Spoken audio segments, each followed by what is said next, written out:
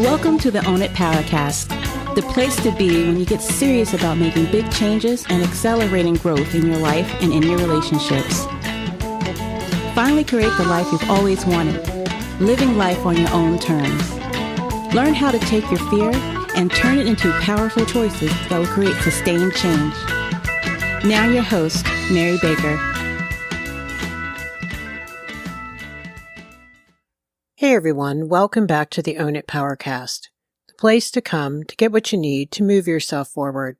Hey, it's Mary Baker and welcome to episode 247, Embracing Vulnerability and Intimacy Through Boundaries. Well, welcome back as we finish out this month, which has been all about healthy boundaries. And last week, we focused on being brave and working through our fear. Well, this week is more about that bravery and about being more open and connecting with healthy boundaries in place. You know, boundaries aren't just about keeping out the bad, but they're also there to allow us to open up more vulnerably with safe people, to allow us to connect and create great relationships, so that it's okay and desirable, actually, to let the good in. When I work with clients, I usually say, first things first, we have to get the toxicity away from you as much as we can so that you can get back to who you are and you can do the healing work in a safe space. And then once they're able to really work on that, there's an organic turning towards the need. And it's not a want, it's a need.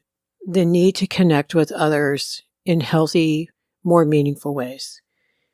But first, I want to remind you about my Boundaries ebook that I have available. It has a lot of great information. It's a great place to start. It's a great place to restart if you started working on boundaries a while back and then stepped away from it. There are worksheets and things to get you thinking. And so if you want that, the link is in the show notes. And if you want some more in-depth work on boundaries, I have both a 3-part masterclass and an intensive course where you get a lot of great support and coaching and teaching around boundaries and self-confidence. It is self-paced learning with the group coaching and the one-on-one support if you want that aspect as well. All of that information is in the show notes. If you have any questions, please reach out. I answer every message and every email. Okay, so let's talk about embracing vulnerability. So vulnerability is often seen as what we call a tender exposed state. You know, one we instinctively avoid to protect ourselves. Yet paradoxically, like we've talked about many times here on the show, it is in the authenticity that the truest connections are actually forged. When we allow ourselves to be vulnerable in relationships, we open the door to real, meaningful communication and deeper emotional intimacy, which we all need. Not just that we want, it's what we need. We need to be authentic, and vulnerability strips away the layers of pretense and facade, I think. I think it allows us to communicate straight from the heart. It means speaking our truth. It means sharing our fears, our hopes, and our dreams without filters. This level of openness is what fosters genuine, meaningful conversations. And we all know that. And we can all think back to times when we've had them because they imprinted us. When we talk about emotional intimacy, I'm not talking about physical closeness per se. It's really about what is called emotional resonance. When we allow ourselves to be vulnerable and emotionally honest, we invite the other person into our inner sanctum of our emotions, where we are the most emotionally honest, with no passive-aggressive behavior and no agenda. In this space, I think we share the good, the bad, the ugly, the indifferent. Intimacy stands for into me see. We allow ourselves to be seen in moments of weakness, knowing that we are accepted and cherished for everything about us. This level of emotional intimacy creates those bonds that are resilient, deep, and enduring. Those are your best friend connections. Those are the moments that help us feel most alive and they satisfy the need to be seen and seen as an individual. The other big piece that vulnerability builds is trust. And we know that trust is foundational for any relationship. All the good stuff is built on top of it. And vulnerability is the cornerstone of trust. When we reveal our vulnerabilities to another person, we are essentially saying, I trust you. I trust you with my innermost self. This act of trust is reciprocated, creating a cycle of mutual vulnerability and trust in that relationship. And as it deepens, so does the relationship. People feel safe to express themselves more fully, more openly, because they know, or they can safely assume, that for the most part, they're going to be met with empathy and understanding. Not always, because we're not always emotionally available for each other, are we? We don't always show up. But if we can, for the most part, it's good enough. And I think this creates a nurturing environment where both people can grow and evolve together. Because you can't grow unless you're vulnerable. I just don't think it's possible. Which is why people who struggle with such deep denial don't change. They may take cracks at it, but they don't experience sustained change and transformation. Because we have to be open, we have to be raw, and we have to be real in order to change. Ironically, vulnerability helps us overcome fear. Now, of course, embracing vulnerability is not without fear. But by acknowledging our fears and allowing ourselves to be vulnerable despite them, we actually reclaim our power. We learn that vulnerability is not a weakness, but a profound strength. And it's one, I think, allows us to connect with other people on a level that really transcends those surface interactions. So in essence, vulnerability makes our relationship so much better because it creates space for that authentic communication and that bonding. It's where we trust, it's where we understand, it's where we love, it's where we heal, it's where we support, it's where we encourage, and it's where we grow. And when we embrace vulnerability and show that to safe people, we invite them to do the same. I always tell my clients, someone just has to be brave enough to be first and open the door. And once you open the door, you allow others to walk through and share more of their authentic selves. But of course, we don't want to be vulnerable unless there are boundaries in that relationship. When I work with relationships, I don't start with, oh, you guys just really need a date night, or you need a day together, or you need to hold hands. And those things are lovely. If there are boundary issues in that relationship, I wait. And what I've found over the years is as we work on building back trust or building for the first time, healthy boundaries, healthy separateness, agreements in those relationships. And if there's follow through on those agreements, trust begins to be built. And then what I witness is, and what people also confirm with me, is that once they get that layer of trust there, and it's been there for long enough, they actually organically turn towards the healthier things, like being more vulnerable with one another, being more lovely, being more loving, being more affectionate, being more demonstrative, being far more invested in the relationship and with each other now that they can, because now it's safe to do so. We know when it's safe and when it isn't. We may not realize that we know that, but we do, and we show it with our behavior. So let's talk about the role of boundaries and how I think they create a safe space for vulnerability.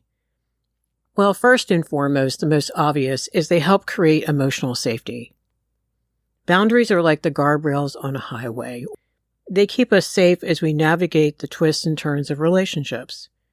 Because when we set clear boundaries, I think it tells other people that our emotions are important and they deserve respect, as do theirs. So this emotional safety net allows us to share our vulnerable side without worrying about being judged or hurt or manipulated or any of those things. Boundaries help us respect personal space. So think of boundaries as lines on a map that show where we end and someone else begins. They remind us that we have our own thoughts, our own feelings, and our own needs that deserve acknowledgement and respect. People don't have to agree with them to respect them. In vulnerable moments, boundaries ensure that we share only what feels comfortable and without feeling pressured to reveal too much, and the other person handles it well. Where there are good boundaries, there's balance in giving and receiving. Healthy boundaries create what I think is a fair exchange in relationships. They make sure that no one person carries all the emotional weight, while also making sure everyone feels heard and supported. In vulnerability, boundaries, I think, help us share without feeling overwhelmed by the other person's emotions, because we can detach, like we talk about here all the time on the show. We can detach and we can care about them and we can let them have their feelings. So then it's safe for them to share more.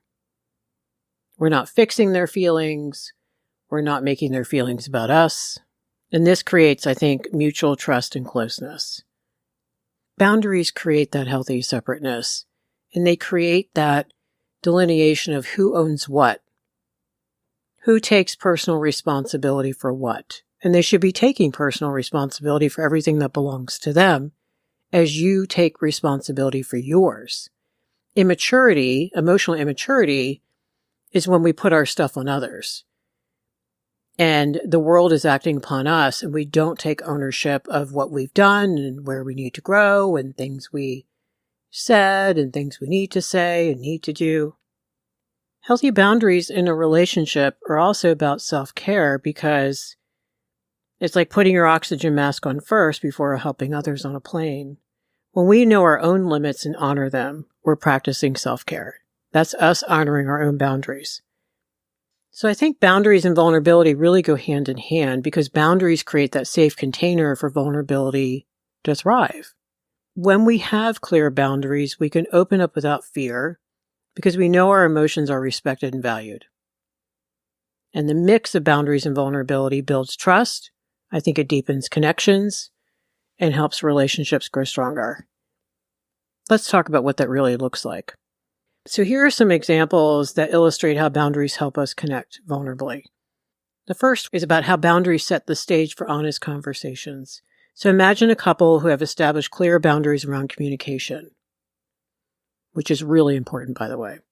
They know that they can share their fears and insecurities without judgment. So when one partner opens up about their struggles at work, the other person's going to listen attentively, offering support and encouragement, not telling them what to do or how to fix it. So this vulnerability within boundaries strengthens their bond, fostering trust and understanding, because the knowing is, if that's your problem at work, the understanding is that's your stuff and you're going to solve it. And you're not going to get unsolicited advice or judgment or any of those things. You're not going to have your feelings fixed. You're not going to be rescued. None of that. The other thing it does is allows for mutual support. So consider a friendship where both friends have agreed on boundaries regarding their emotional availability.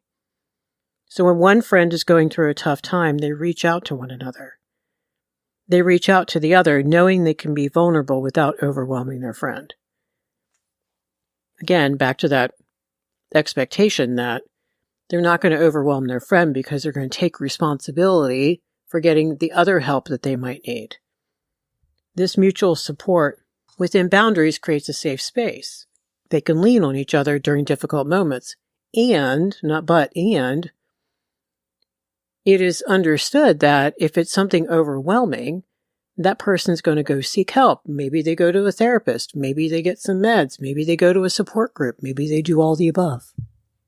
Again, back to that personal responsibility piece. What about building trust and intimacy? So think about a parent-child relationship where the parent has set boundaries around respect and open communication. The child knows they can share their fears and worries with the parent without fear of rejection. That is so important.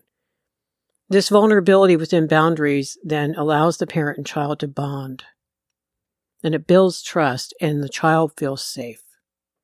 It's also about respecting personal space. So in a friendship or a romantic relationship, both parties have agreed on boundaries around personal space and alone time.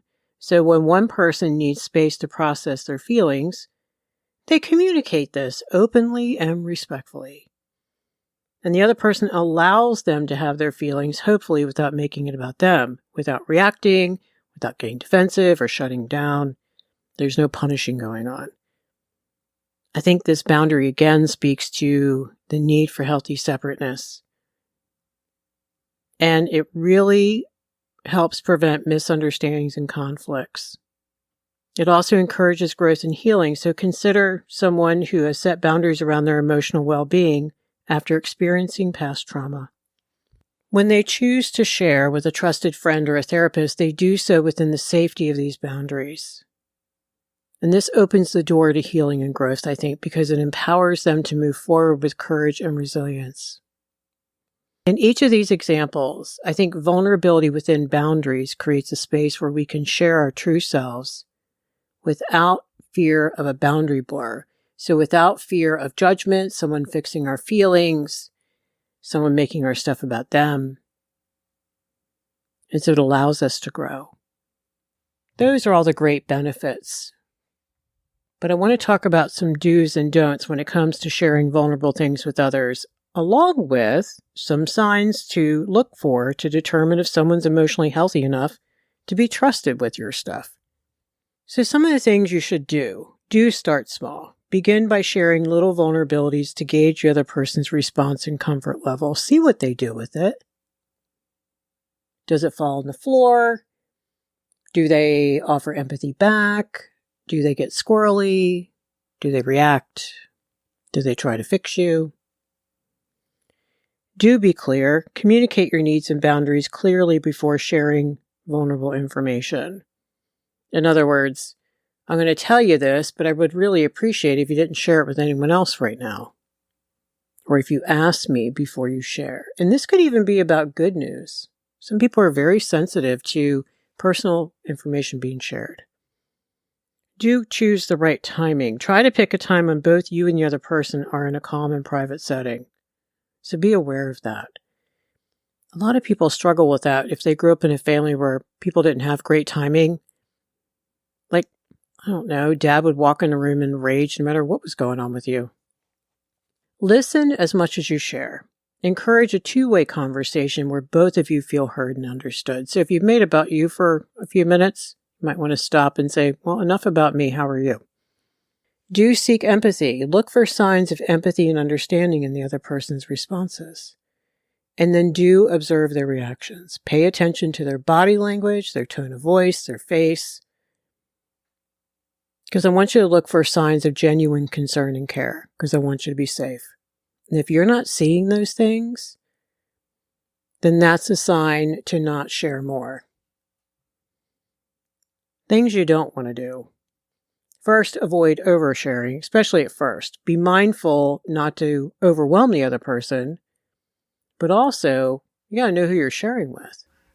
Beware of judgment. If the other person is quick to criticize, dismiss, or belittle your feelings, it's not safe. Keep it moving. They can't handle it. A big one, avoid manipulative behavior. So watch out for signs of guilt tripping or some kind of squirreliness. Even if you can't put your finger on it, if you don't feel safe, it's probably for a good reason. Don't ignore red flags. Trust your gut. If something feels off or uncomfortable, hold back. There's no rush. And you can always share it with someone else. Make sure you avoid the people who gaslight. So if the other person consistently denies or minimizes your feelings in any way, shape, or form, they can't be emotionally supportive. So those are some do's and don'ts. And now I want to talk about signs of emotional health in others so you know what to look for. And the way to do this is to really pay close attention to who you feel more guarded around and look for traits for some of the following. The first one, obvious, active listening. For the most part, they don't interrupt, they offer thoughtful responses, and they ask clarifying questions only. Not the why the hell did you do that kind of question, because that's a judgment. That's not a question. And that's about them. But that doesn't make you feel safe or want to share anymore. You want to look for empathy and understanding. They express empathy and validate your feelings as best they can. They don't need to be perfect. They have stuff going on too, but for the most part, a little bit of empathy goes a long way. And they show genuine concern for your well-being. They say things like, "Oh my God, I'm so sorry. I know you've worked so hard on that. You must be so disappointed." Or "You must be elated. You've been waiting for this for a long time." So validating, the mirroring, the empathy. You want to look for a respect for boundaries in all areas. They do their best to honor your boundaries. They don't pressure you to share more than you're comfortable with. They don't overstep, and you'll feel it intuitively. You may not be able to put your finger on the exact thing they said and how they said it. It doesn't matter. You don't need to. There's consistency. This is important. Their actions and their words align consistently. So they show reliability and trustworthiness. They show up pretty much the same for the most part all the time. People can have a bad day, but there's not hot and cold, nice and mean, none of that. You don't want to see any 180s going on. There's emotional regulation for the most part. They're able to manage their own feelings in a healthy way, even when they're talking about difficult things, because hopefully they're using I statements and being emotionally honest. And when we're being emotionally honest, we don't have to act out. They show supportive actions. They offer tangible support if you want it. Practical advice if you want it. And show a willingness to help. And they're respectful in their communication. They're not smart-ass. They're not sarcastic. They're not mean-spirited. Just the obvious things. So remember, before considering sharing vulnerable things with somebody, you want to take your time and assess the dynamics of the relationship. If they don't have some of these qualities, you can't, or you shouldn't. I would not recommend it. You want someone who you can trust with very important things. And remember that healthy relationships are built on mutual respect, empathy, and trust. And it's okay to go at your own pace. Also, as we're looking at all this stuff, we have to look in the mirror.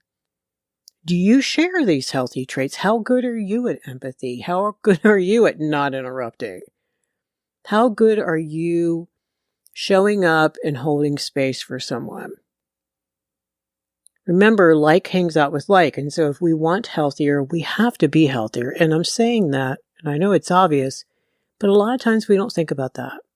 We think about what we need, especially if for years and years our needs have gone unaddressed. We may start out wanting everyone else to meet our needs. Then we're like, oh yeah, that's right. If I want someone healthy, I need to be someone healthy for them, because healthier people are going to look for healthier people. We can't have both. So I want to do an exercise a little similar to ones we've done before. We've done sentence stem starters before here. And this one's a little bit different because I want you to think about those relationships I mentioned a moment ago. I said, think about who's around you and who you feel safer with and who you don't feel safer with. And they probably all exist on a continuum from awful to wonderful and everything in between. So if you're somewhere where you can write this down, that's fabulous, or you can stop the podcast and come back to it later. But if you're walking or driving or doing stuff, just trust what immediately comes up. Okay? I don't want you to question it. I don't want you to look for the right answer. I just want you to just answer immediately. Okay, you ready? Number 1. I feel safe sharing my vulnerabilities with. 2, I notice I hold back from sharing my true feelings with this person because. I know this person is emotionally healthy enough to be trusted with my vulnerabilities when.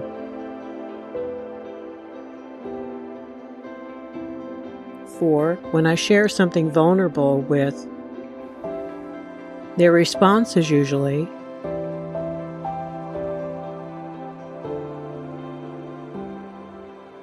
I feel understood and supported by this person, especially when they.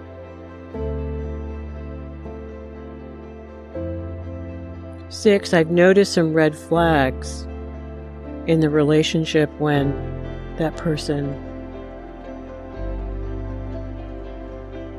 And 7, I feel comfortable setting boundaries with this person because. So, who are the people that came up? Who were the persons that popped into your mind when I asked those questions? They could have been all different sorts of people in your life, and that's okay. But think about that, because there's probably reasons why those answers came up for you. And it might be helpful to think about the things we talked about today, like how emotionally healthy are they? How safe do you feel with them? Now, I understand the caveat here is you may struggle just across the board to share and open up, and that's okay. That's not your fault. But right now, I want you to think about who do you feel safe with and who do you feel like you have to really put your guard up around. So this doesn't mean you have to do anything right now about these answers. It's really just to raise your awareness. Your awareness about how you can take care of yourself in your relationships. And then how, when you get healthier, you're going to require healthier around you, I promise. So as you go through the next week or so, just try to notice, just pay attention. You don't have to say anything to anybody. Pay attention to, why do I feel uncomfortable in that person's presence? And then what's the data that I can gather around that? Like, why does that make sense? And why do I feel more comfortable with this other person? When we do this healing work, it is so important that we do it with safe people. If you didn't come up with any safe people today when I asked you those questions, then I encourage you to find a place where you can. A coach, a therapist, a support group. Our Facebook group is a wonderful place to come hang out. When I do the live sessions every Wednesday night, we talk about all of this stuff, and people get in there and they're honest and they're open and they're authentic and they're safe. So the link is in the show notes for that. It's a private group. You can participate as much as you want. But I promise you that if you get safer people around you, you will grow and life will get better. So today we dove into that delicate balance of vulnerability within boundaries. We talked about how sharing our vulnerabilities can really create deeper connections for us. But we also talked about the importance of discerning when it's safe to do so. By setting clear boundaries, I think we create a safe space where real communication and emotional intimacy can happen. We talked about starting small, checking it out, being clear about your needs, then observing the responses of others to determine if they're emotionally healthy enough to trust with your stuff.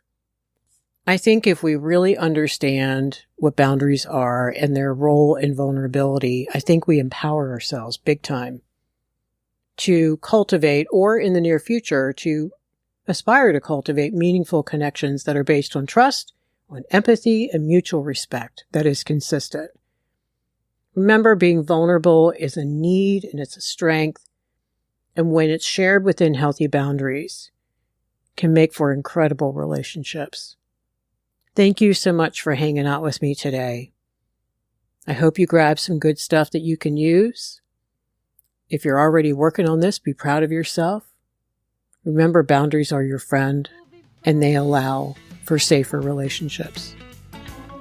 If you don't get the newsletter already, sign up at ownitpowercast.com, message me on social, reach out, I'll get you one. All right, so pay it forward, keep focusing on you, and I'll see you next time. We hope you took away some useful insights and tools you can begin using right away. If you did, please leave a positive review and share on your social media. Because could you imagine if everyone in your life really got it together? Remember, own it now, so you can really own it later.